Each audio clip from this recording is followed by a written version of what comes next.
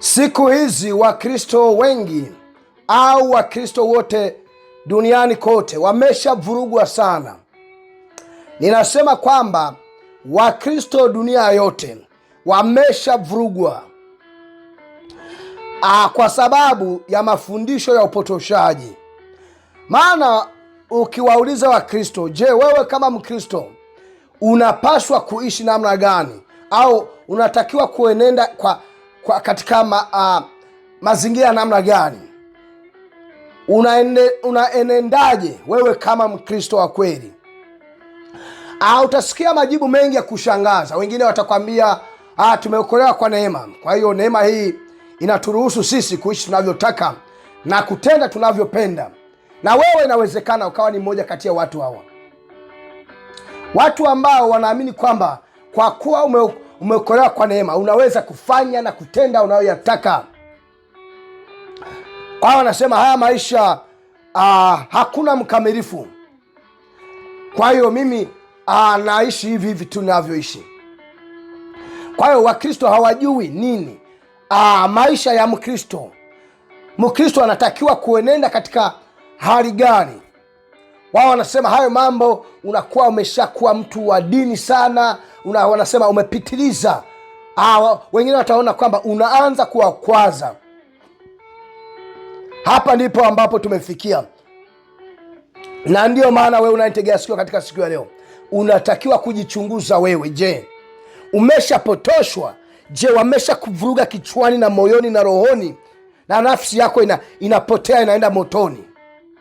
Hawa ambao mnawafuata mababa zenu wa viroho, sijui mnawaitaitaje hao, wanawaambia mambo ya ajabu ajabu ambayo mwisho wa siku watawapeleka motoni. Nawaambia ndugu zangu, sisi sote ni wasafiri, tunapita hapa duniani, hakuna atakayebaki hapa siku zote. Na ndio maana inatakiwa wewe ujifanyie tathmini, ujichunguze wewe mwenyewe hapo ulipo ndugu yangu. Bwana Yesu asifiwe, Bwana Yesu asifiwe. Ninakusalimu katika jina la Bwana wetu Yesu Kristo wa Nazareti. Mtazamaji na wewe unanitegea sikio katika siku ya leo, ninakushukuru sana kuweza kuchukua nafasi yako au na muda wako huo kunitegea sikio. Kumbuka siku zote tunakufikishia habari njema za ufalme wa Mungu hapa Nuru Duniani. Tunamtangaza Yesu Kristo tukisema kwamba Yesu peke yake ndiye nuru ya dunia. Yesu peke yake ndiye njia. Yesu peke yake ndiye kweli, na Yesu peke yake ndiye uzima wa milele. Hauwezi kufika kwa Mungu kama hujapitia kwa Yesu. Na mpendwa, na wewe mtazamaji unanitegea sikio, haijalishi wewe uko katika mazingira gani, haijalishi wewe unapitia wakati mgumu kiasi gani, lazima wewe ufikie muda na wakati ufanye tathmini, utambue ukuu na utukufu wa Mungu. Usijikute unafuata hao watu ambao wanapotosha watu wengine, wanawadanganya, wanakwambia wewe ukisha okoka wewe unaishi unavyotaka, maana umeokolewa kwa neema. Neema hii haikuzuii kufanya chochote. Maisha ni kuishi wewe unavyopenda. Lakini hawa wote ni wapotoshaji. Unasikia wahubiri wengine, yeye anakwambia mambo ya utakatifu, mimi usiniulize bwana, hiyo sio karama yangu, mimi sijapewa upako huo sio wito wangu. Kwa hiyo wewe umeitwa kufanya nini? Yaani jambo ambalo lilimtoa Yesu Kristo akawacha utukufu wake mbinguni, akaja hapa duniani, akakufia wewe na mimi, akatufia sote msalabani, akafufuka siku ya tatu. Alikuja kufanya hilo jambo, na hilo ni kwamba wewe akuunganishe tena na Mungu, akurudishe kwa Mungu aliye hai. Sasa kuna lishetani ambalo lipo hapa duniani linakwambia wewe mambo haya ya kuishi maisha matakatifu sijui nini utakatifu, mimi haya mambo usiniulize. Sasa mhubiri ambaye anakuonyesha mambo ya tamaa za mwili, yani mali, utajiri, toboa, fanikiwa, inuliwa, anakuonyesha mambo haya, unafikiri kwa kweli huyu anakupeleka wapi? Unaamini kama kweli huyu anakuonyesha njia ya uzima wa milele? Hapana, haiwezekani kamwe, haiwezekani. Na ndio maana mimi katika siku ya leo nimependa nikuletee ujumbe huu au somo hili ambalo linahusu maisha. Somo la leo ambalo linahusu maisha na mwenendo wa Mkristo. Maisha na mwenendo wa Mkristo. Je, ni kweli tunaruhusiwa kuishi tunavyotaka? Tunaruhusiwa kuiga na kufuata au kufuatisha mambo ya dunia hii? Ushaona wa Kristo mawigi kwa wingi, na inabidi yani uendelee kuwakemea tu. Unawakemea, wakwazike wasikwazike, unakemea, lakini usilazimishe mtu. Mungu halazimishi mtu yeyote hapa duniani, lakini isikufanye wewe, isikuzuie wewe kukemea, kuhubiri injili ya kweli, kusema ukweli. Maana watu wengi wanadhani ukweli ni pale unapokuwa unawapetipeti watu unaona soft language, waone kasura ka hapana. Ndugu yangu, lazima tukukazie sura, kwa sababu we know where you are going. Kama usipotubu, kama usipotengeneza na Yesu hapa, unaweza kuishia mahali pabaya sana, pabaya zaidi. Na ndiyo maana ndugu yangu, lazima tukuletee injili kama hii, injili ambayo inasema seek thee first the kingdom of God and his righteousness, and all other things shall be added unto thee, kwamba utafuteni kwanza ufalme wa Mungu na haki yake, na mengine haya yote mtazidishiwa. Ni ujumbe mzuri sana. Unaweza kuwa unatafakari neno hili tu, hakutafuta ufalme wa Mungu. Unaomba Mungu, naomba uniwezeshe ni urithi ufalme wa mbinguni. Baba, ninatamani kurithi ufalme wako. Lakini nenda ingia makanisani, wewe usikilize, usiombe. Labda peleka na kanani wa rekodi usikilize. Baba, nipe nyumba. Baba, fungua milango na mimi nitoboe. Baba, nikumbuke Mungu. Baba, nimelia machozi mengi, umasikini umenioa. Baba, nini? Baba, unasema kingine, Baba, nipe mke. Baba, nipe mume mwema. Baba, sijui mke mwema. Baba, nipe mume mrefu. Baba, nipe mke mwembamba. Unasema, rudia tena. Mambo ya ajabu hivi. Shetani atakosaje kuwanasa kiurahisi sana anapokuja na mahitaji yenu haya mnayoyaombea? Unaenda kwa jamaa sema, unataka kutoboa? Jiunganisha na madhabahu hii. Leta, toa sadaka ya kujiteketeza mabilioni. Mimi sitakwambia mtu eti ni toa hii Mungu atakubariki. I don't know. Mungu aliyesema nihubiri hapa atajua hii injili itafika wapi na itafika fikaje everywhere. Lakini tuko social media hapa, tunajua tuna muda mfupi sana wa kuhubiri injili hii. Kabla mpiga Kristo hajaanza kuondoa injili au mahubiri mitandaoni, yanablokiwa. Unaingia kwenye account hii ya Nuru Duniani, unakuta hayapo. Simu yako wanaikontrol 100%. Kama hujui mambo hayo, unajua haya mambo ya update simu. Hiyo itakiwa kuonyesha kwamba wewe mwenyewe hauna mamlaka ya mwisho juu ya simu ulionalo. Tunaona hapa niko natumia hii simu yangu hapa. Iko mbele yangu hapa na rekodi video hii. Sasa lakini kuna mtu ambaye kwa 100% anaweza kuingia kwenye hii simu akaona mambo yote ninayoyafanya, na ana uwezo wa kuizima simu hii nisifanye chochote. Hawa ni uhalisia. Kwa hiyo atumia muda huu kwa akili, ndugu yangu. Ishi maisha ambayo ni maisha kweli ya Mkristo. Tembea mwenendo wako, enenda kweli katika njia ya Mkristo. Na Mkristo nilishahubiri nikasema kwamba Mkristo ni mtu aliye ndani ya Kristo. Mtu aliye ndani ya dini haimaanishi moja kwa moja kwamba huyu ni Mkristo. Kwanza niseme kwamba huyu sio Mkristo. Mtu aliye ndani ya dini, mtu aliye ndani ya dhehebu, huyu sio Mkristo. Na ndio maana ni vizuri sana uwe unasambaza ujumbe huu wapate kusikia wengi. Mimi siko hapa kutafuta wafuasi. Ningetaka wafuasi ningetumia njia mbalimbali, labda nikapromote hata machaneli haya au nikafanya njia nyingine. Kuna njia nyingine nyingi sana, lakini hapana. Tunataka injili hii ende mdogo iwafikie wahusika. Hata akisikiliza mmoja huyu akaokoka, ndugu yangu, nimekuwa nimewini.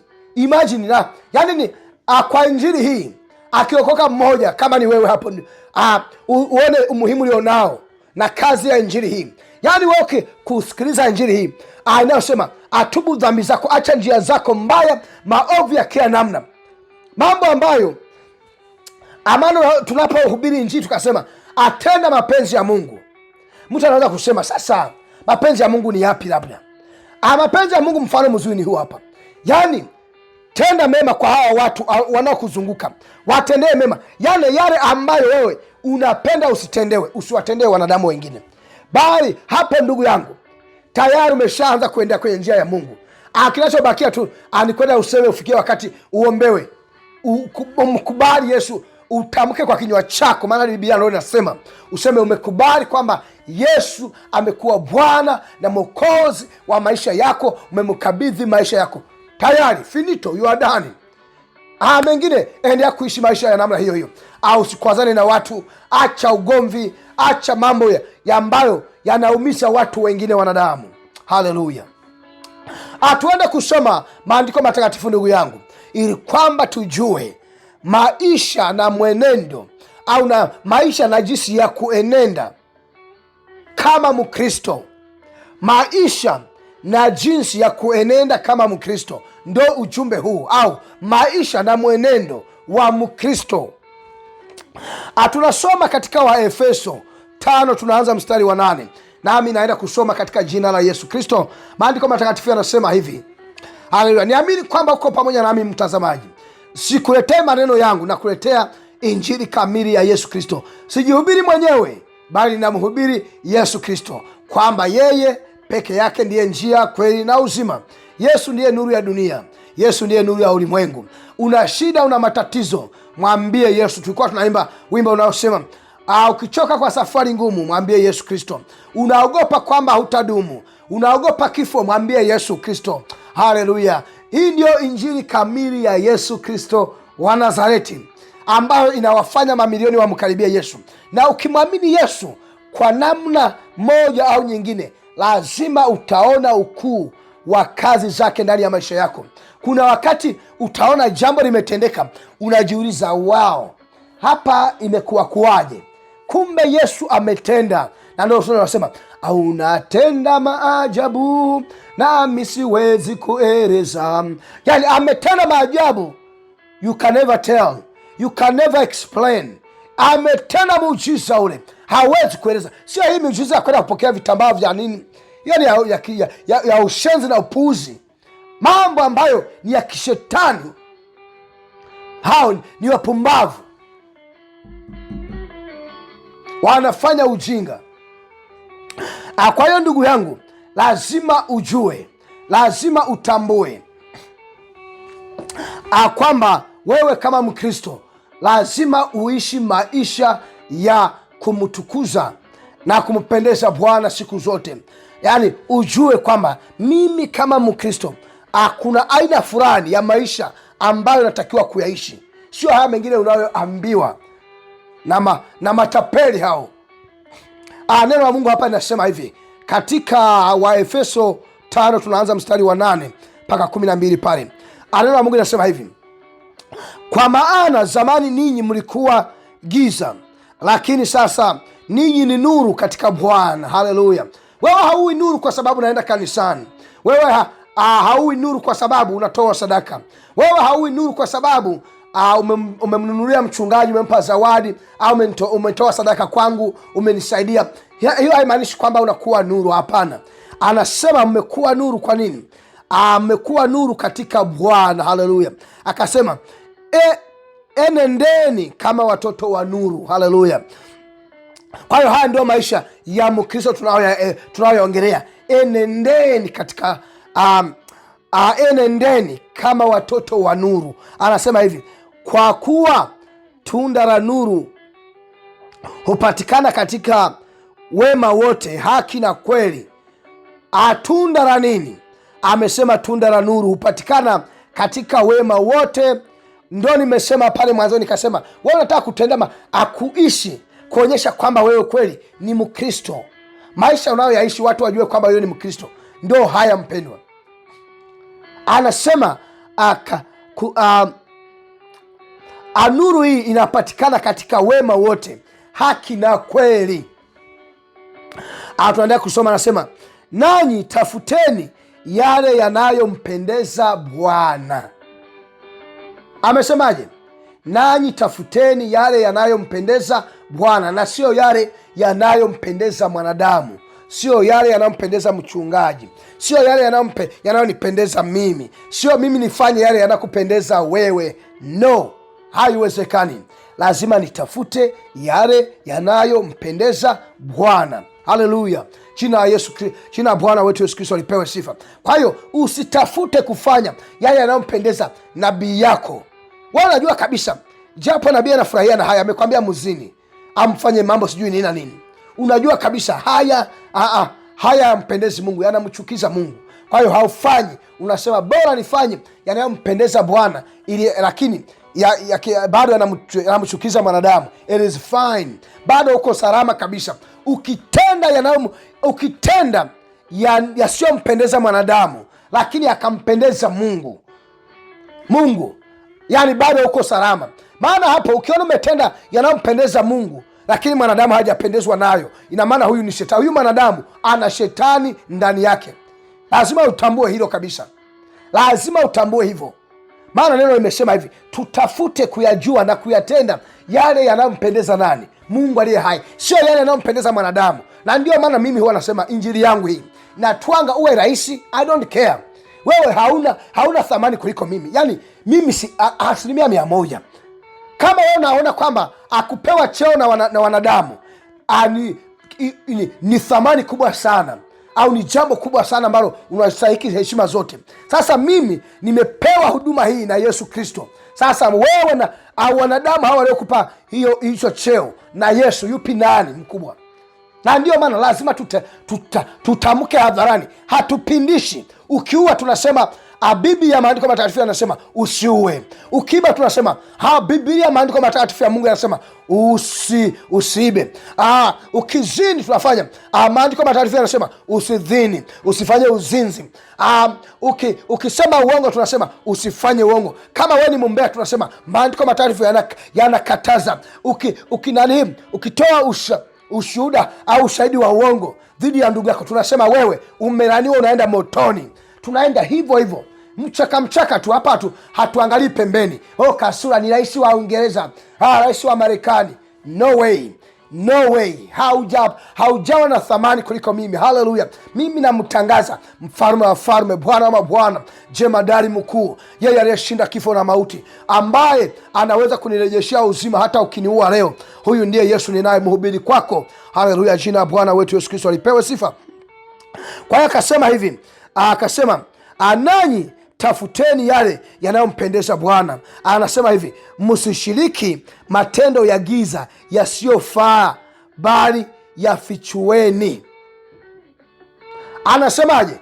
Msishiriki matendo ya giza yasiyofaa, bali yafichueni. 12 anasema hivi, kwa maana ni aibu hata kutaja mambo yale ambayo wasiotii wanayafanya sirini. Na ndio maana sisi hatutaki mambo ya sirini hapa. Yote weka wazi kabisa. Tukiruka mstari wa 15 mpaka 17 hapa wa Efeso 5, neno la Mungu linasema hivi, kwa hiyo angalieni sana jinsi mnavyoenenda, si kama watu wasio na hekima, bali kama wenye hekima, mkiukomboa wakati, kwa sababu nyakati hizi ni za uovu. Na ndio maana tunawaambiaga nyakati hizi ni za uovu. Wewe tembea kama mjinga, wewe fuata mambo ya upumbavu unaoendelea hapa duniani. Tunakwambia tubu dhambi, tembea na Yesu, tenda yanayompendeza Mungu. Amesema yote yanakuja kwa wema wote. Amesema haya, kutembea katika nuru. Tunda la nuru hupatikana katika wema wote, haki na kweli. Kwa hiyo hawa wahubiri unaona wanapindisha mistari, hao sio watumishi wa Mungu aliye hai. Hao wanamtumikia shetani. Na ndio maana amesema hapa, okoa muda. Anasema yani wewe kama na hekima. Hajasema kwamba atafuta mali na pesa. Amesema tembea kwa kuokoa muda wako, kwa sababu nyakati tulizo nazo ni nyakati za uovu, nyakati mbaya sana, nyakati ambazo ni hatarishi. Akasema kwa hiyo msiwe wajinga. Unaona, wakati mwingine tunapohubiri tunatumia maneno kama haya, acha upumbavu, acha ujinga. Watu wanasema we mhubiri wa matusi kweli. Yameandikwa hapa, anasema yani usiwe kama mtu ambaye, yani watu ambao hawana hekima. Huyu ni mpumbavu, watu wajinga. Anasema kwa hiyo msiwe wajinga, bali mpate kujua nini mapenzi ya Bwana. Haleluya. Amesema yani mjinga ni mtu asiyejua mapenzi ya Bwana. Na inawezekana kabisa huko ndani ya kanisa, lakini haujui mapenzi ya Bwana Mungu aliye hai. Hawa ndio wajinga tulionao wengi hawa. Maandiko matakatifu yako yanasema hadharani, neno la Mungu linakwambia wazi kwamba usiwe kama mjinga, okoa muda. Anasema uishi kwa hekima, ukikomboa wakati. Kukomboa wakati, ndugu yangu, sio kufanya unafanya mikakati, unaweka malengo ya miaka sijui nini, leo nimetoboa, nimefika hapa. Hapana, hayo ndio yanawapeleka motoni, hayo ndio yanawaletea umauti. Ndugu yangu, amesema kuokoa muda ni kuyajua mapenzi ya Mungu aliye hai. Sasa angalia, achunguza kwa injili kama hii, kwa neno kama hili ambayo tumesoma ndani ya siku ya leo, katika somo hili la leo ambalo linahusu maisha na mwenendo wa Mkristo. Na amesema tuenende katika njia gani?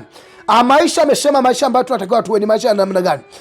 Kumesema kwamba zamani tulikuwa ndani ya giza, lakini tukampokea Yesu, maisha mapya, mambo yote yamekuwa mapya. Akasema sasa sisi ni watoto wa nuru. Akasema tuenende katika nuru, maisha yetu yawe ni nuru, maisha yetu yawe ni nuru. Akasema tuenende kama watu wenye hekima, tusienende kama watu wasio na hekima. Yani wewe enenda kama mtu mwenye hekima. Mtu mwenye hekima anaokoa au anakomboa nini? Anakomboa wakati. Kwa nini? Ni kwa sababu nyakati hizi ni nyakati za uovu, nyakati mbaya sana, nyakati za hatari sana. Ndio maana unaona upotoshaji kupitia miujiza, upotoshaji kupitia unabii, upotoshaji kupitia utafsiri ndoto. Mtu anataka sikilizwe. Sijasema kwamba hawapo watumishi, wapo, lakini ni wachache sana. Sijasema kwamba ni wote 100%. Ni wachache, na hao wachache sasa, ili kwamba uje mufikie, utakuwa umeshaliwa na umeshakufa muda mrefu. Sijui hata kama itawezekana kumfikia huyo ambaye ni mtumishi wa kweli, maana utaona na kutwanga vikabu makavu kama haya. Na ndio wengi mnasema unatukwaza wewe, unatukwaza wewe, tunakwazika na injili yako. Sisi nini na hukumu? Tunahukumuje? Tunawaambia ukweli, yani tusemezane kweli, ndio kweli hii ambayo inatuweka kuwa huru. Kweli ndio kweli, kweli yenye kweli ndani yake ni kweli inayokuja na jina la Yesu Kristo, kwamba Yesu peke yake ndiye msaada, ndiye kimbilio yako, ndiyo suluhisho la matatizo yako yote, na sio mwanadamu. Na ndio maana wewe kama unapata shida, matatizo na nini, unakimbilia kwa nani? Kwa hawa mitume na manabii, hawa watumishi wanaojiita wao ni baba zenu wa viroho na nini. Lazima hapa utaishia pabaya sana, ndugu yangu. Neno la Mungu limesema wazi kwamba atuenende, tutembee,